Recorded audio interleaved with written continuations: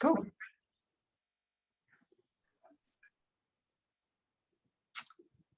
Okay, so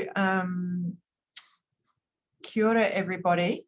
Hopefully you're all now in the webinar. We should have about 47 people joining us today. I'll just give a few moments as I can see the participants clicking up, so I'll just wait a moment.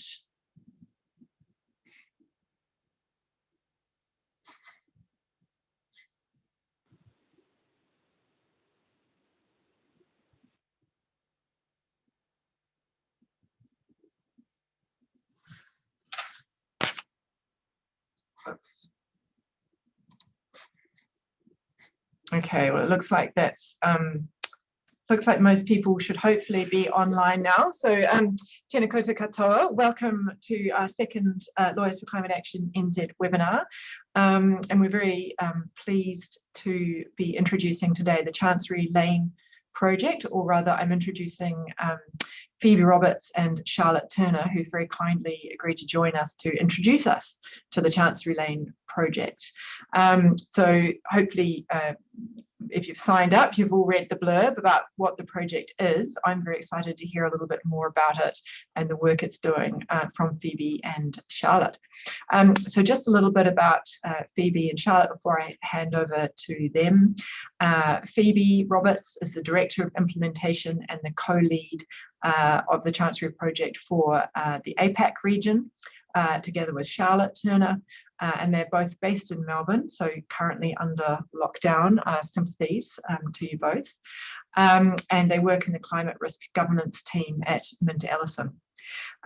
So look, I'm not going to take up too much time. I'm just going to hand straight over to you, I think, Phoebe, and thank you very much. Welcome, and we look forward to hearing more about the project. Thank you so much, Jenny, and really thrilled to be here with you today. As Jenny said, I'm Phoebe and I'm the Director of Implementation at the Chancery Lane project, which means I'm really focused on getting our model climate clauses in use and in practice and really delivering impact in that way. And alongside my colleague, Charlie here, we lead the APAC region. So really excited to connect with you today as I think a really important network in delivering climate action in our region. So as Jenny said, I'm joining you from Melbourne or Naarm today. So it's really important for me to acknowledge and pay my respects to the traditional custodians of the land from where Charlie and I are joining you today. And that's the Boonwurrung Boon Wurrung and Wurundjeri Woi Wurrung people of the East Kulin Nation. And I pay my respects to their elders past, present and emerging. And I also acknowledge their long and uninterrupted connection with this land, which always was and always will be Aboriginal land.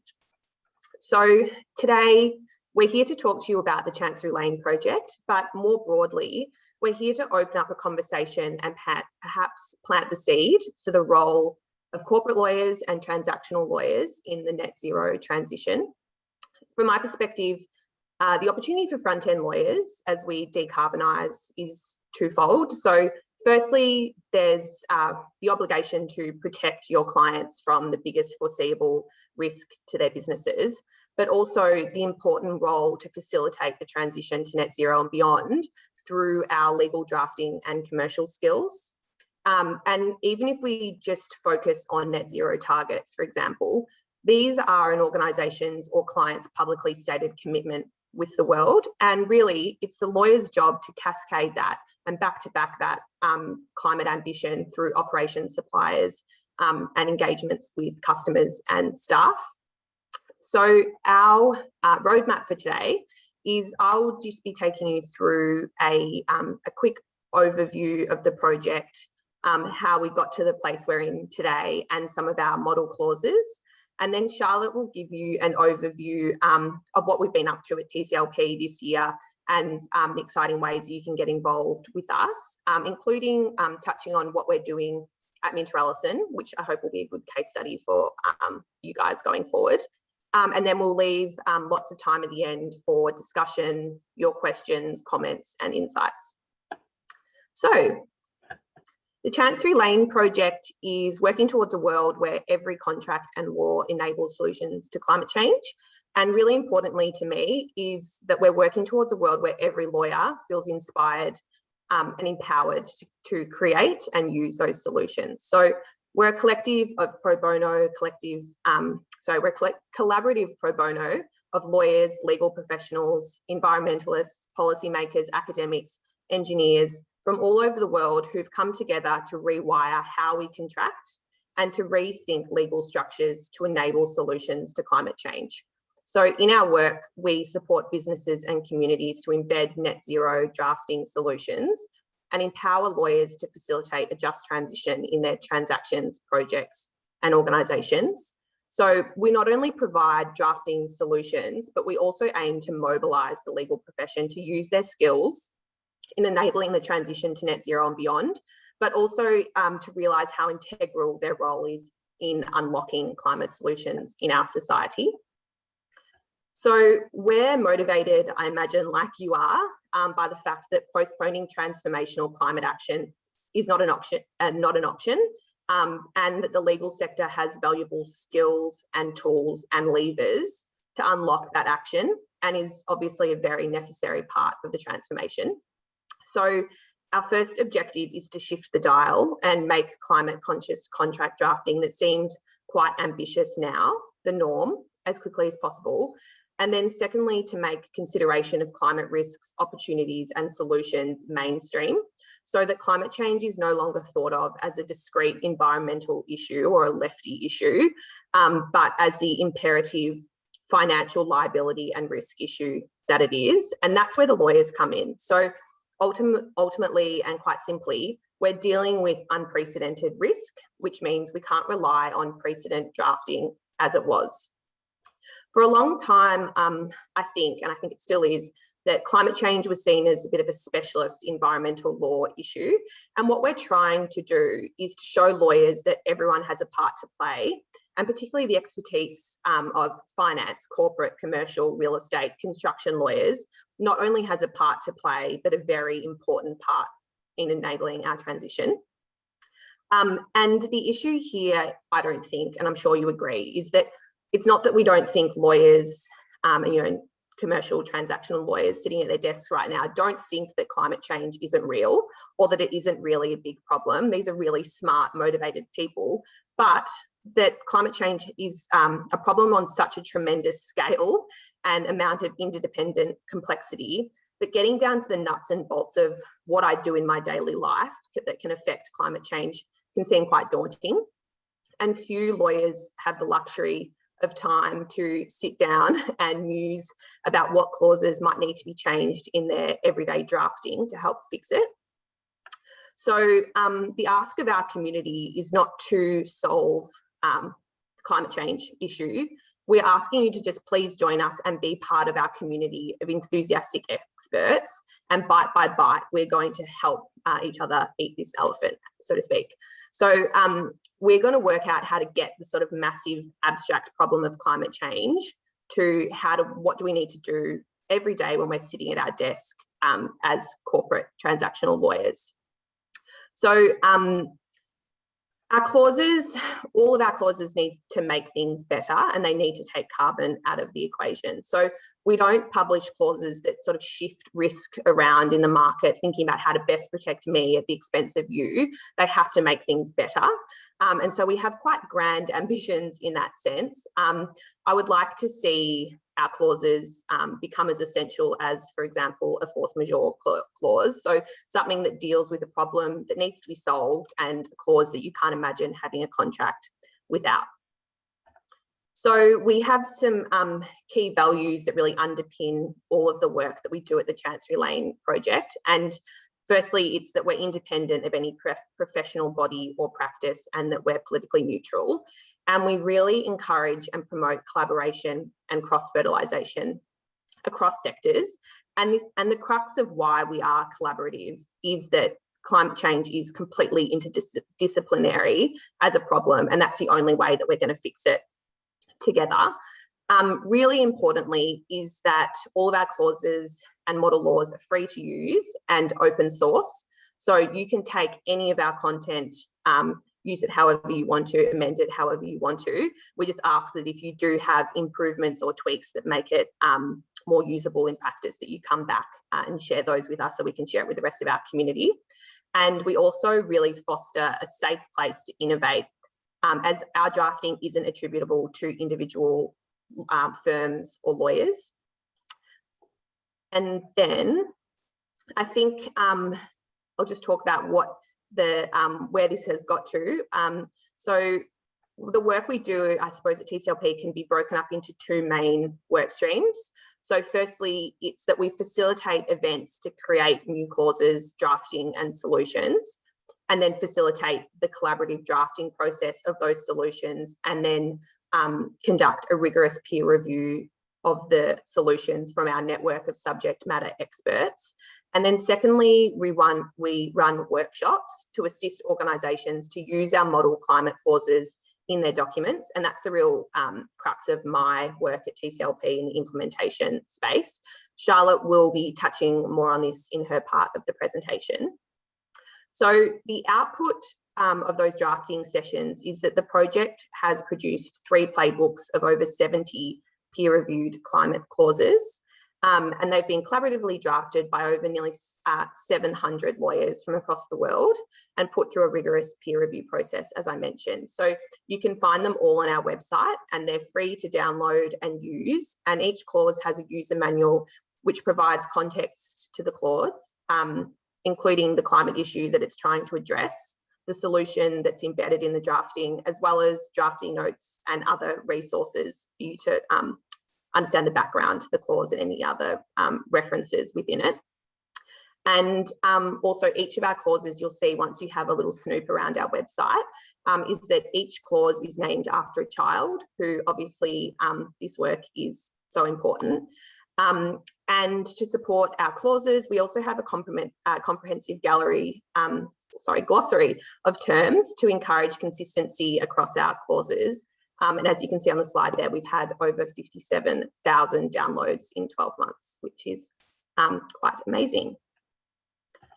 Just to give you an idea of the breadth of our clauses, my favourite slide and my pride and joy is a timeline that breaks down the majority of our clauses across a legal sort of life cycle, from corporate governance to due diligence to procurement and dispute resolution. I know you probably can't really read what's on the slide there, but just to give you an idea of how many clauses there are, and this isn't even all of them, and sort of the sectors that they cover. All of our clauses are really commercial and really practical. They're not pie in the sky. And I hope to illustrate that to you by giving you an overview of just 3 of our clauses today, before I pass over to Charlie. So the first clause is Iris's clause, which is a climate risk sharing provision. It's amendments and additions to standard force majeure agreements and clauses to ensure contracting parties work together to balance financial risks and avoid unintended adverse environmental and social issues. So the clause is being drafted for a supply contract. However, the principles could be applied in a variety of contractual agreements. So the purpose of this clause is that parties don't generally want to take on the risk of known and foreseeable events, such as global pandemics and climate change, which are often and are outside of the control of the parties.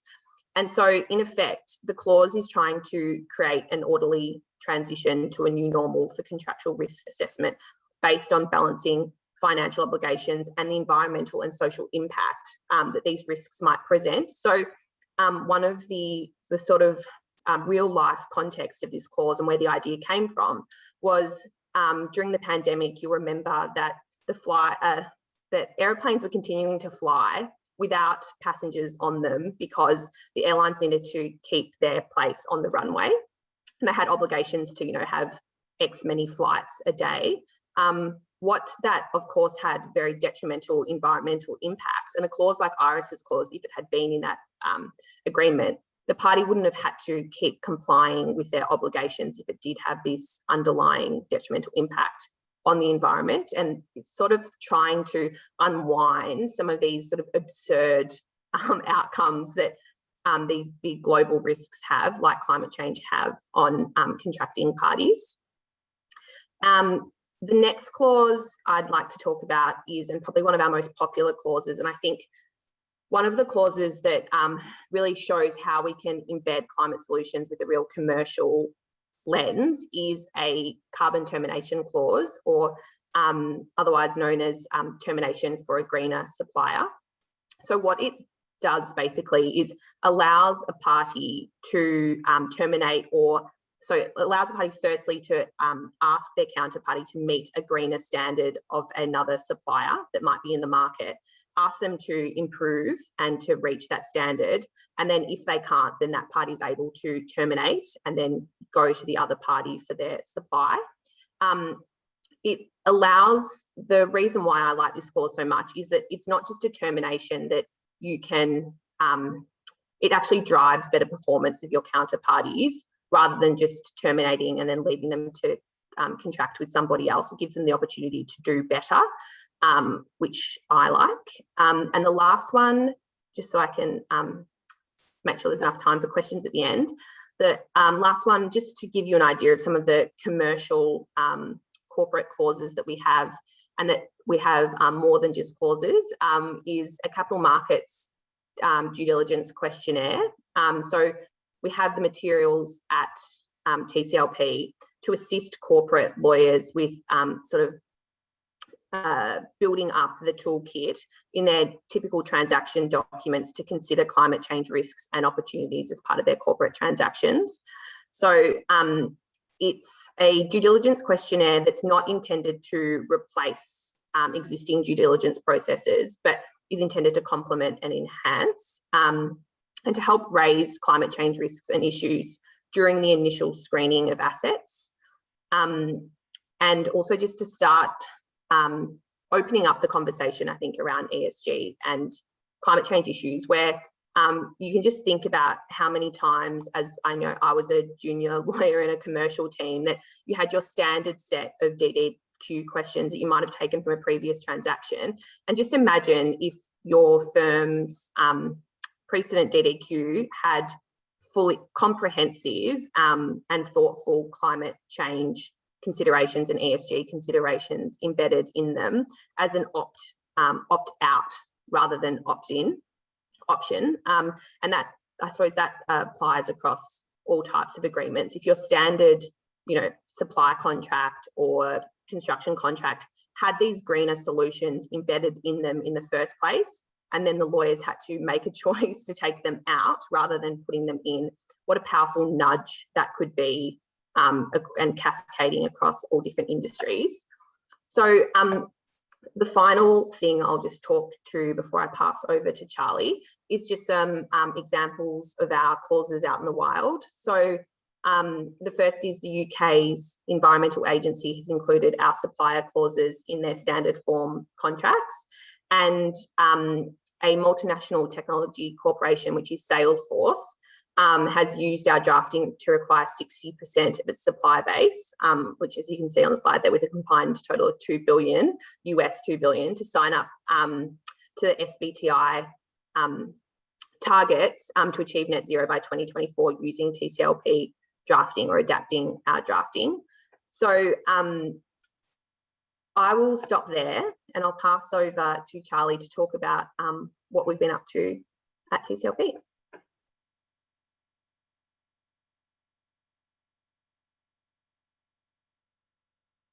We can't hear you, Charlie. Sorry, I think you're still on mute. I need to unmute from my phone and my computer. Is that better? Good. Classic.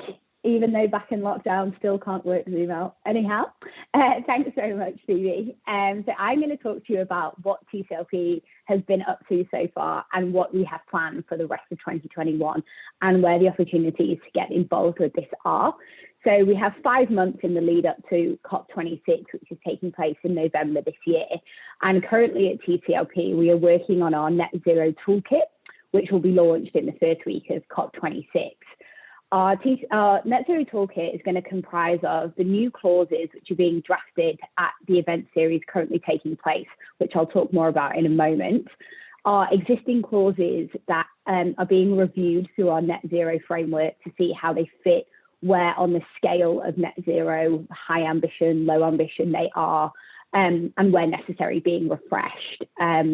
Also included in our toolkit will be a range of practical tools and tips in relation to how to cascade those net zero goals throughout supply chains. Our net zero chapters are in line with the COP26 framework, and those ones are listed on the slide there: land use and agriculture, human settlements, energy and finance, transport, industry, oceans, and lots of other different sectors as well. We have our next event in this toolkit series. We had our construction session, the first session on Tuesday, which took place, and we're really excited to see some of our New Zealand colleagues attending that. So there's a construction series running at the moment and a supply chain series that's about to start on Friday. It's unfortunately a really unsociable time for lawyers on this side of the world. It's at 9 o'clock Melbourne time, so I'm not quite sure if any of our New Zealand colleagues fancy an 11 p.m. Drafting session. And we also have a corporate governance event series, which I will be running. And the first session is taking place on Monday, the 21st of June at 6:30 here in Melbourne, so 8:30 p.m. over in New Zealand. So in addition to these events where we will be drafting new clauses for our toolkit, Phoebe is running a series of events of climate clauses in action. And Phoebe, if you could just flip to the next slide, please. Climate clauses in action. And these sessions take place on Wednesday evenings. We had one last night in the land, agriculture and water sector, and they just attract a really high caliber of lawyers, and the conversation and different perspectives as to the barriers to entry of the clauses, solutions, and lots of different people's points of views is really, really invaluable as to how we can get these clauses being used. Obviously, as I've mentioned, the time zones at the moment are quite UK, EU centric, and Phoebe and I are really in charge and pushing the implementation of the APAC chapter of TCLP, and going to really aim to get lots more of the events in a much more friendly time zone for us. In the week of COP26, when we launch the Net Zero Toolkit, there's going to be a whole series of events, and we're hoping that over the next 4 or 5 months, if we've garnered enough enthusiasm and participation, we'll actually be able, Phoebe and I and whoever else is involved, will actually be able to run a whole series of events that are in the APAC time zone. And in the lead up to that, we've got lots of scope of doing a whole series of different events for lawyers on this side of the world as well. So why get involved in the Chancery Lane project? Firstly, it is extremely rewarding work. As you just heard Phoebe talk about why it's so important to start drafting in a climate conscious way, it really utilises the skills that we have already as corporate, commercial, whatever kind of lawyers, and using those to drive real change and make real impact in the fight for the climate crisis. And not just those kind of personal ethical values, but it really gives you a professional edge, get skilled up in the greatest risk facing the business at our time, and really enables you to realise that competitive advantage. Take your firm's pro bono to a new level, which is not just pro bono, it's in a really different way that's aligned with your business and the way that your clients are working and thinking now as they're starting to set net zero targets and the clients starting to think what they need to do to decarbonise. And as I just briefly mentioned before, it really opens up a network and opportunities to connect with like-minded people all over the world who are all on this same journey together. Thank you, Phoebe. Next slide. So what can you do to get involved in the Chancery Lane project? There's a whole range and spectrum of things.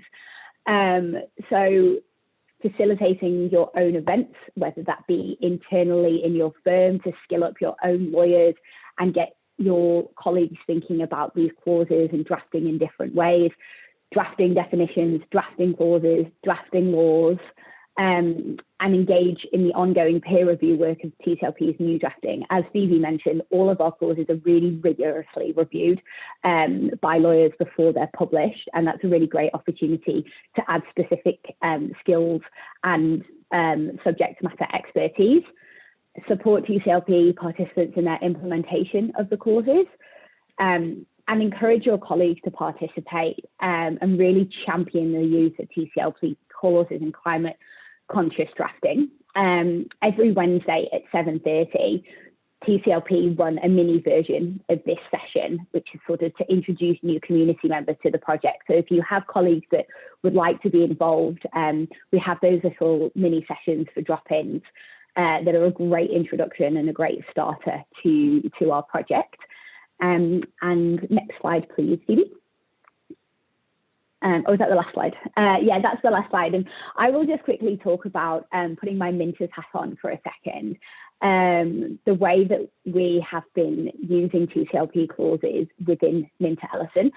So the precedent rollout and implementation through our firm, we've had really great firm-wide buy-in from the very, very top to our CEO really championing this, trickling all the way down through to junior lawyers being extremely enthusiastic to be involved. So we are in the process of creating a climate clause bank, taking the clauses that currently exist in TCLP and Australianizing them, making them more specific and appropriate for our jurisdiction, and then running team-specific workshops to familiarize the lawyers with the clauses and get them really prepared and ready to go and talk to their clients and talk to other people in the firm about introducing and implementing these clauses. A real additional benefit to the TCLP program and TCLP drafting is it really gives junior lawyers the empowerment to talk to their partners and talk to their clients if they're the ones holding the specific skill set. And it's been a really great additional benefit to our TCLP program at Minters. And parallel to the internal work that we've been driving, we are now seeing a real increased interest from our clients. As an example, we're currently taking a really big contract review and refresh for one of our large clients across their transaction life cycle. And it's really being used as a mechanism for them to drive opportunity by implementing sustainability, opportunities and benefits without undermining commercial risk and return. With so many clients focusing now on climate risk and it having to be something that cannot be ignored and setting net zero targets, climate conscious drafting is a real value add and opportunity for lawyers to really start realizing a competitive advantage in this field. And we can't be enthusiastic enough about this great project. And I'm going to stop there so that we've got lots of time for questions and general discussion. So thank you.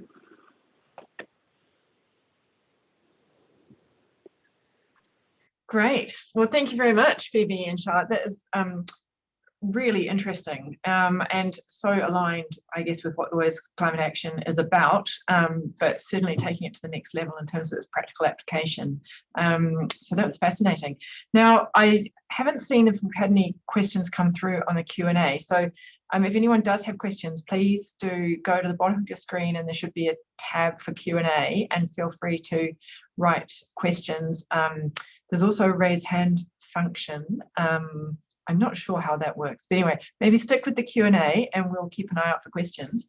Perhaps while we're just waiting to see if any come through, I was really interested in the example clauses that you talked about, Phoebe, and there were some great ideas there which I hadn't really thought about but seem like just so perfect for this kind of approach. And the DD questionnaire in particular, I think, is super interesting. So have you seen much take up of that so far? Do you think, you know, can you say a bit more about what you think the potential impact of that might be? Absolutely. And I think the surprising thing about the project is that it's hard to conceptualize how you could embed climate solutions into transactions and contractual drafting away from that kind of wishy-washy, you know, I will comply with these sustainability policy or something along those lines. And that we, as I've mentioned, it's more than just clauses that you can just dump into a document and then, you know, walk away. We kind of think about the solutions from a more holistic perspective right from the get-go. So we've got climate NDA terms, for example, and then like these, like the DDQ questions, is that, and my favourite quote in my climate clauses for action workshops is that someone's called this clause and our other, we've got a non-capital markets, just M&A transaction DDQ set as well. They're just no-brainers, particularly if you're acting for the purchaser. Why wouldn't you ask these questions? And so it's those types of solutions that are just such an easy win and to put into your transactional documents that don't even have to ruffle any feathers. And then to go with those resources like a DDQ, we have then the corresponding warranties that would go into your SPA documentation or your transactional documentation. And really excitingly, which I think I had up on the example slide, but I didn't speak to, sorry, was that we have a whole capital markets playbook now that's been developed by Latham and Watkins and the Bank of America. And so it's, you know, from lawyers from there as well as with our community. So just to show you that organisations that you wouldn't typically see as climate activists are taking a really active role. And it really just takes, I suppose the other thing is that it really, and our experience has been that it really just takes a couple of passionate lawyers at an organisation to really create change and see the ripples. So it just takes a couple of lawyers to spend a few hours flipping through the playbook and the clauses, working out which clauses apply to them, thinking about it in the context of what they do each day, taking it to their boss or their stakeholder, their commercial team, or, you know, general counsel, whoever it might be, having that conversation about, look at this cool thing I've discovered and how we could start doing things differently, to then just create the ripples in their supply chain. So it doesn't have to be, your engagement with TCLP doesn't have to be coming along with Charlie and I and helping us facilitate events and coming to the events at all hours of the night. If all that you did today was to download the playbook, take one clause and put it in your precedent, you've just had so much impact on the environment, and to actually use it. That's the, I suppose, the most noble and brave thing that you can do as part of this process, is to actually use the clauses in your practice. Terrific. I think just to amplify what you're saying, I've really noticed the shift in the institutional investor community over the last, well, year, really. And they're certainly taking these issues super seriously. And so I think, yeah, the lawyers, we kind of all need to catch up really and reflect that in our work with them and for them. So a couple of questions have come through. So first question here, are the clauses mainly intended for contracts between private organisations, or are there also clauses relevant to public organisations, such as contracts with local government? So I think the answer to that is yes and. So I think the majority of our clauses, and I think that's a good insight from the participant, is that they are intended to be between private organisations, because that's where we're trying to drive the change, where we focus more on our clauses than our model laws, because we need this change now, and that contract drafting is what we can do now. In saying that, we have, particularly in like the planning space, we have, for example, one of our clauses is not really a clause, more of a guide of resources for planning professionals in local government and also for on the developer side as well, those resources around sustainability plans and the kind of amendments to the Planning Act and things like that, applications, that for sustainable and net zero aligned developments. And yeah, so I think to think more broadly that we do have sort of guidance around that. Charlie, do you have any other insights on that front that I'm missing? Yeah, I think especially over here in Victoria where we're based, the clauses actually can be taken and used in especially a local government context. You know, we have a Climate Change Act here in Victoria now, and under the Local Government Act and the governance principles, climate change has to be taken into account, and we are actually starting to see and ask for advice from government clients how they can start embedding climate risk solutions within their frameworks and their risk management frameworks. And so it's certainly something from Victorian angle that we are definitely going to start implementing. And the clauses can be taken, they don't need to be put into contracts as is. You know, we really encourage, especially because they're so UK focused at the moment, really encourage taking the clauses like as a base and think, how can I use this in my practice? And I do lots of local government work and government work, and there are definitely clauses that can be taken and amended, and it's obviously a lot harder in a government context because there's so much negotiation and procurement rules and stuff, but certainly would encourage as much as wide a reach as possible.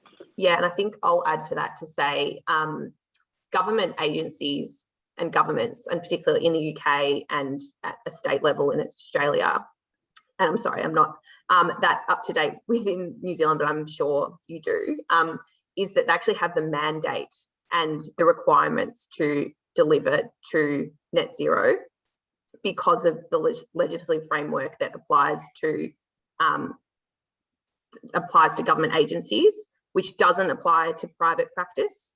So in their decision making, for example, if we've got a Climate Change Act that they do in the UK and that we do in Victoria, they have to adhere to that, and they have to be consistent, with those principles. So in that sense, there is actually the mandate for government agencies more than corporations, who that's where we have these, difficult conversations where they're saying, well, the government's not telling me to do it, so I don't have to do it. Well, yeah, interestingly on that, we do have a Climate Change Response Act, which has a net zero 2050 target and a purpose of keeping global warming to 1.5 degrees. But interestingly, how that flows through and whether and to what extent it imposes direct legal obligations on various government organisations and particularly local government is very unclear and untested at the moment. So I certainly don't think that we're quite at the stage yet where local bodies are thinking that they have that obligation. I mean, I think they sort of see it as a soft obligation at the moment. And I suppose it's an open question to what extent it really bites. We'll wait and see.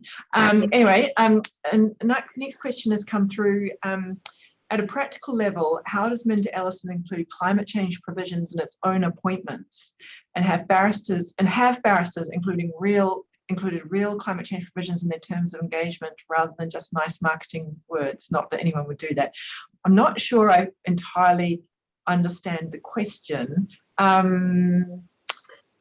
I don't know. You want to have a go at that, Phoebe? Yeah, so there's work under the way, and Charlie, feel free to jump in here because you're probably a bit closer to it than I am at the moment, but there's work underway at the moment for MinterEllison's sort of sustainability green team about how we're embedding this at an enterprise level.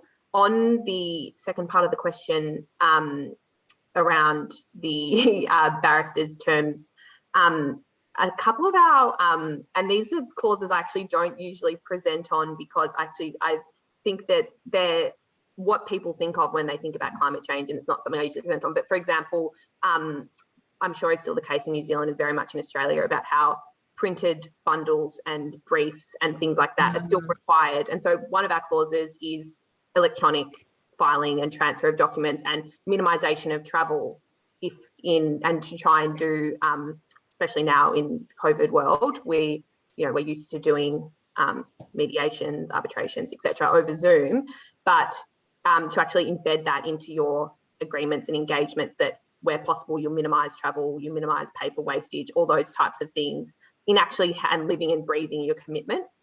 We do have clauses that relate to those types of things. Oh, that's great. Actually, I had sort of, I know there's some law firms in New Zealand that have got carbon neutral certification, and Shortland Chambers, the chambers I'm with, looked into doing that for our chambers, and it sort of became quite hard because we're all sort of independent. But I guess yes, you could require sort of barristers or anyone you're engaging to be running their own practice on a carbon neutral basis. Yeah, that's really interesting. Yeah, I think that's a really good point actually, because one of the tricky things certainly I have found when in instructing barristers for advice and stuff is a lot of them still want paper briefs, and it's really hard. And if they're saying we want it in paper, it's really you can be as encouraging as possible, but it is really difficult. One of the things here that's been a really good driver for change is actually the Supreme Court in Victoria they have made a real shift to electrify and electronify court hearings, and one of the judges here, Justice Richard, will not accept anything on paper So is there's sort of like change being driven within the court system as well, which is really great. And just back to the Minter's point, yes, there's a big project going on with our office of the Office of the General Counsel, trying to embed these solutions within Minter's own contracts and how we are living what we are preaching about, which is really great. Oh, terrific! Yeah, it's good. It's a good reminder for all of us to sort of walk the talk. And actually, and just on COVID is also helping, because here we are having a webinar instead of all flying around the country to be in the same place for a seminar. So no, it's great. All right, next question. Thanks for the great presentation. What an incredible initiative, as indeed it is.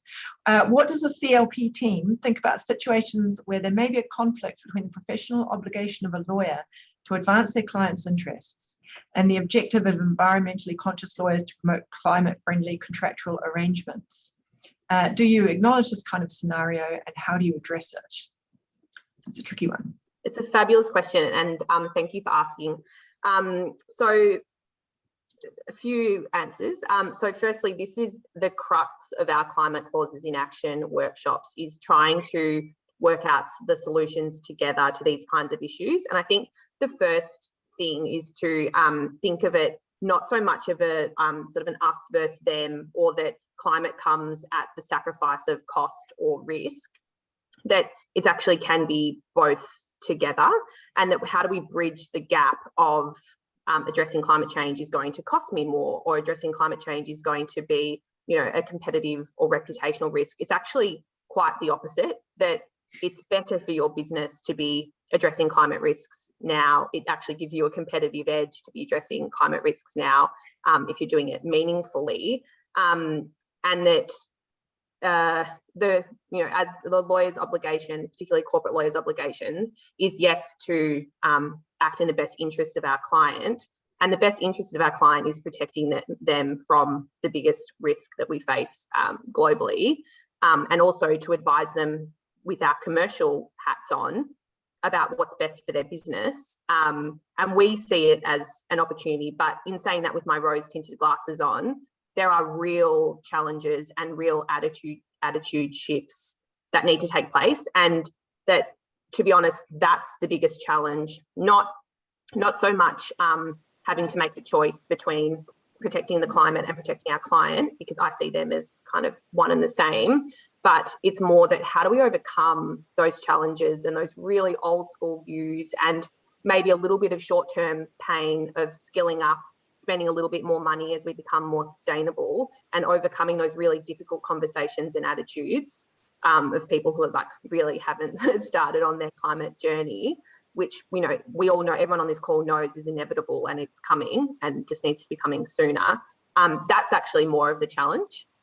And that's what we're focusing on in these climate clause in action workshops, is what experience have you had starting these conversations? What's worked for you? When did the penny drop for you? And what was it? And how can we make the penny drop for the person on the other side of the table? Charlie, did you want to add to that?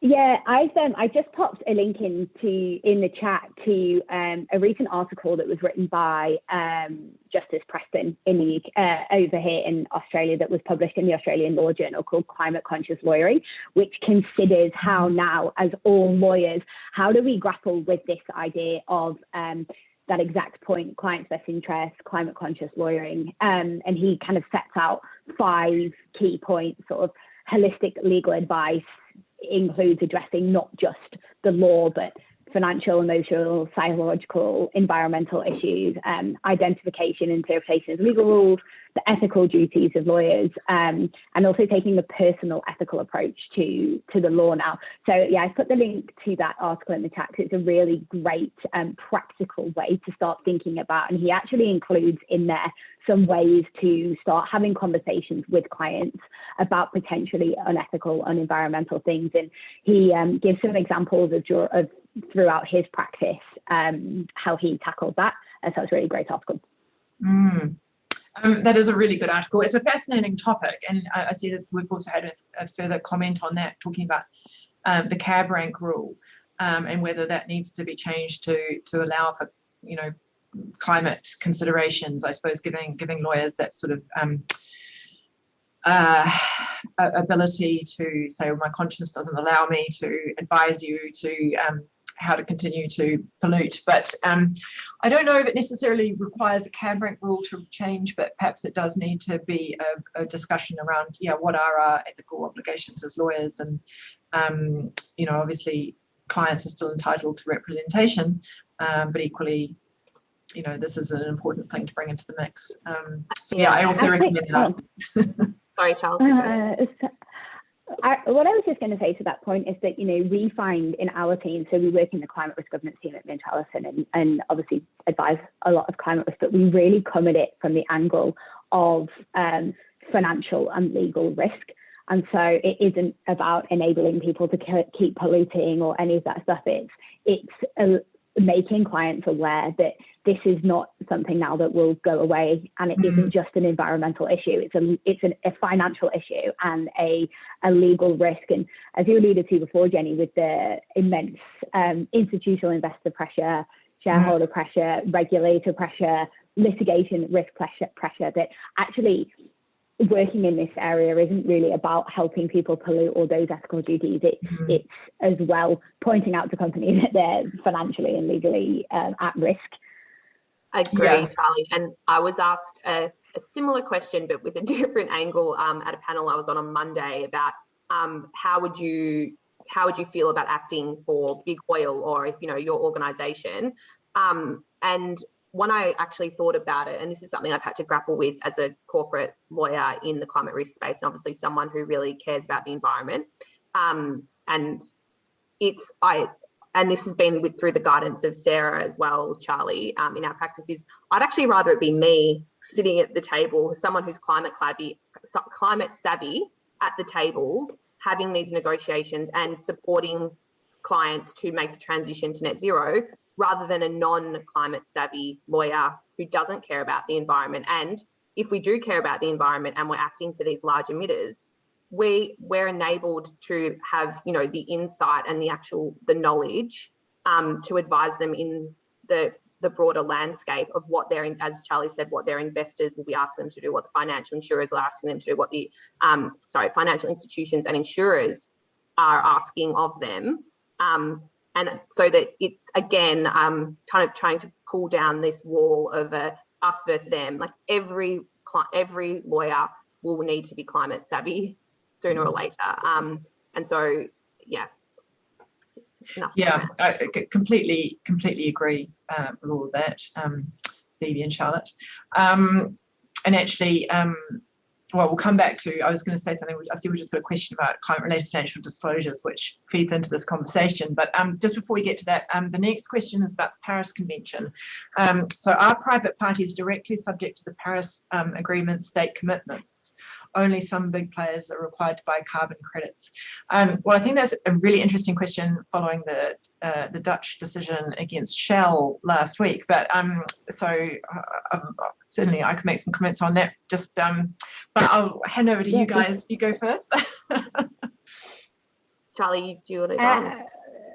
Yeah, sure. I mean, yes, Jenny, you're right. After the Shell judgment, it's really kind of changed things, because obviously companies are not subject to the Paris Agreement because they're international agreements between states.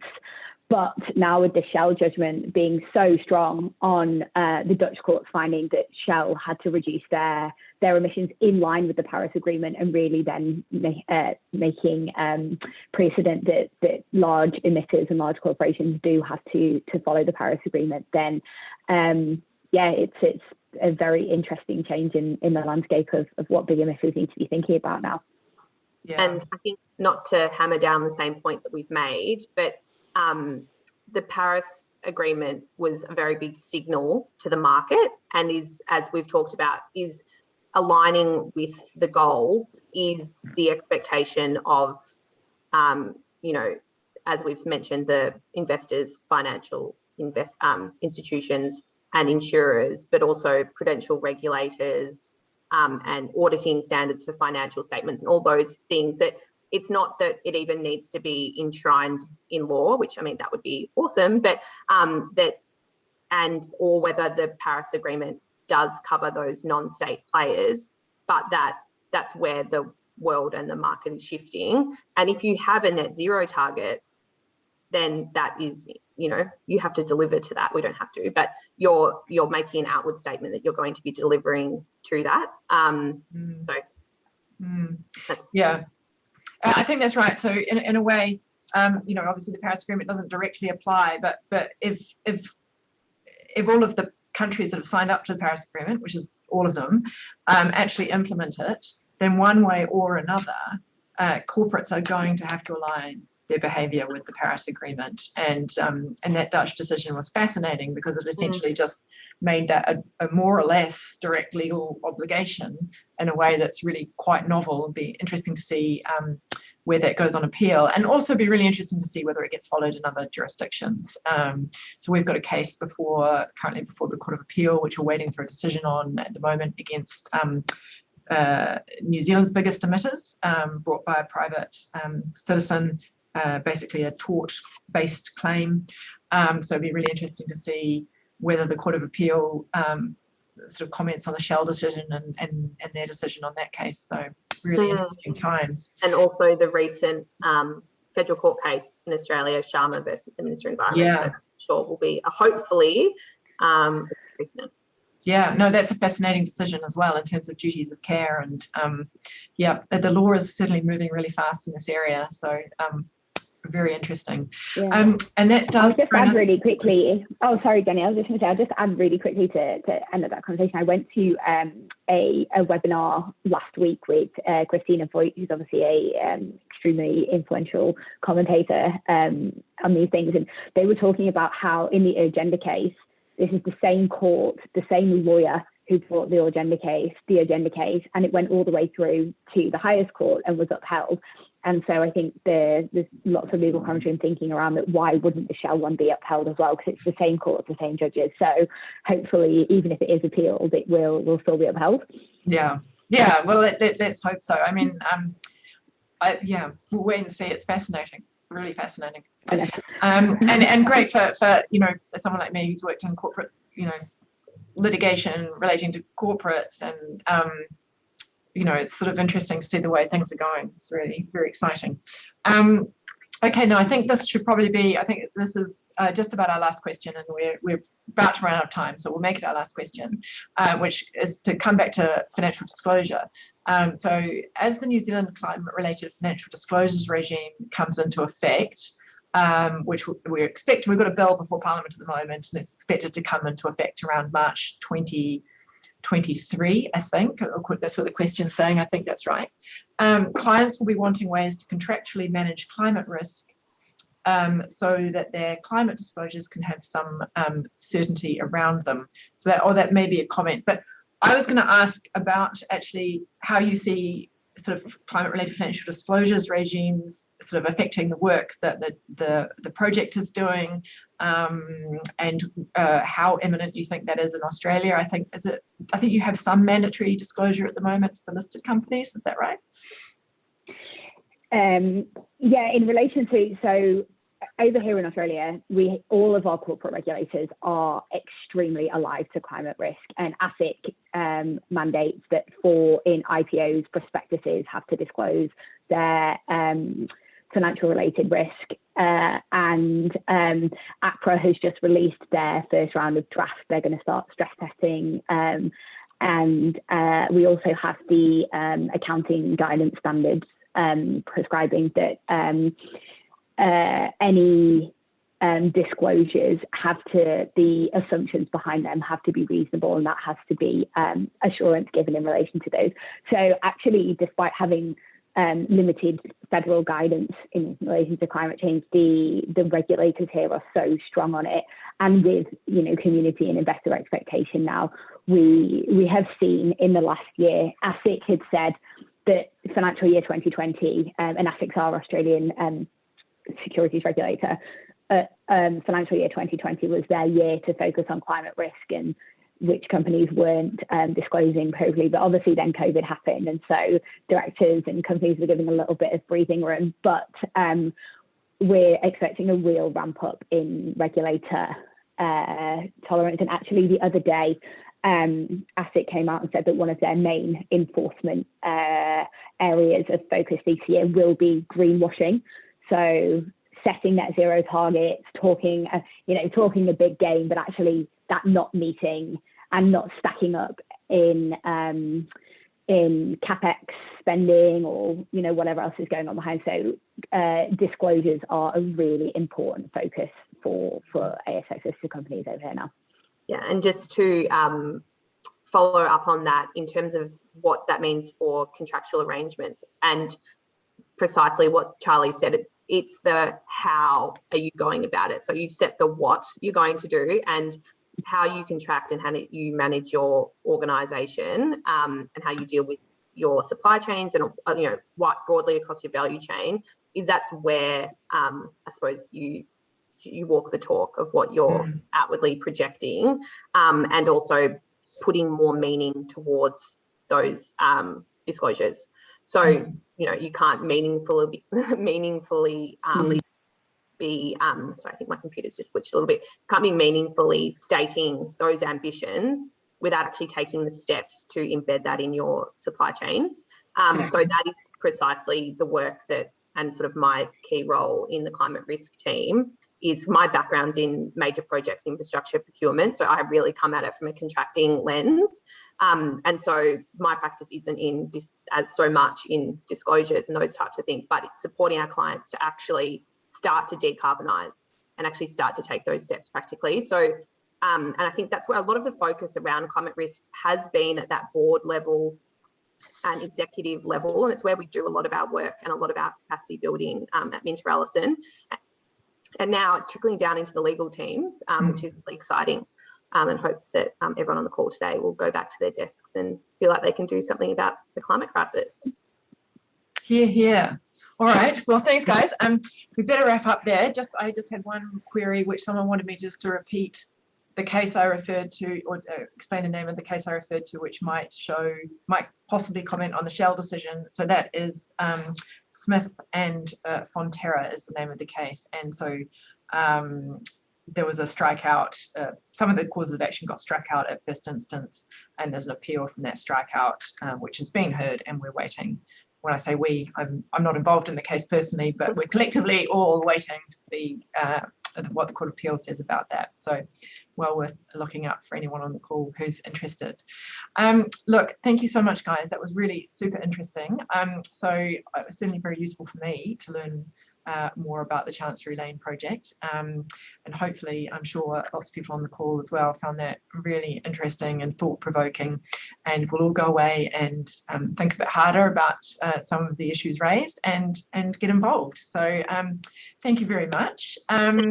I think we are going to make this available on our website, or at least the recording in due course will be available. We'll work out a way to get that to people. So anyone on the seminar who's thinking, my colleague really needs to hear this, get in touch with us or keep an eye out on the website, and we'll try and work out a way to make that accessible. And Phoebe obviously shared a lot of the links, so check those out. So and please just reach out to us directly. I've got our emails up on the screen there, so feel free to just reach out. Please sign up, and we look forward to working with you.